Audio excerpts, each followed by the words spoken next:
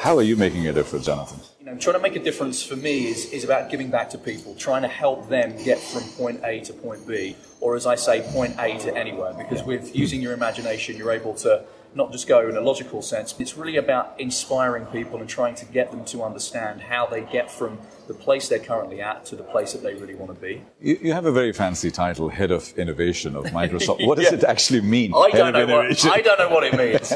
Looking at what we have within the company walls and saying, how do we apply that into the real world? The one thing about engineering companies and technology companies, they're great at creating what I call technological answers, because they produce something that is an answer to something. They just very rarely know what the question is. And the question tends to be human, and the question tends to be a societal thing. The reason why a lot of technology you see when we talk about innovation ends up sitting on the shelf is because it finds no purpose. So my role is to really understand what the purpose is that we can bring to some of this great technology, how we align it to people, and how we align it specifically to businesses and to brands. So understanding the why is absolutely essential to understanding motivation, but then when you try and get them to execute, you have to say why not, because there's a great number of companies today that can talk about the why and this is why we should do it. There's not many companies that then say why are we not doing it.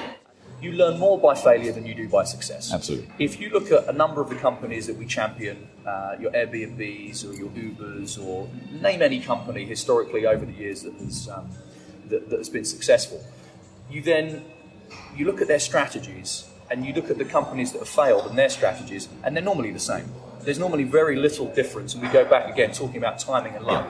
Some of it is down to timing, some of it's down to luck, some of it's down to talent. But generally, the strategies of the companies that failed and the ones that are successful are very much the same. But the ones that are successful, we don't necessarily look at why they're successful. We don't do post-mortems, we only look at the failure. So when you look at failure in that way, you learn a lot more from it. What you have to do is try and contain it, because as you say, companies will go, right, you can be a failure, but just not on my watch or not on my time. When I talk about innovation, it's about coming up with great ideas. The trouble we have is that a lot of the ideas we come up with are terrible, and you have to kill those terrible ideas before they kill you. So it's about harnessing failure by design, because if you look at a lot of big entrepreneurs over the years, most of them have been failures before they were successful. Absolutely. And take Bill Gates, for instance. I mean, he tried to get Microsoft off the ground in a number of iterations before it actually did. And the reason why we learn so much from our failures is because we can then go on to become those successes. Mad Talks is a storytelling platform. How do you see the future of storytelling? What should we be looking forward to in terms of our storytelling? Because this is to us an empowering platform for innovation, an empowering platform for entrepreneurship and people with young ideas. Like you said, age is not the barrier. What is the future of storytelling? Our brains have not changed since the beginning of time, and they won't change in the future, because the way that we have to understand the way that we're taught is through story. If you tell people just boring, uncontextualized facts, it doesn't really work. So the future of storytelling is evolving all the time. I honestly don't know what it will be, but the fact that we have to engage and entertain and enrich people will certainly be the way that we do that moving forward.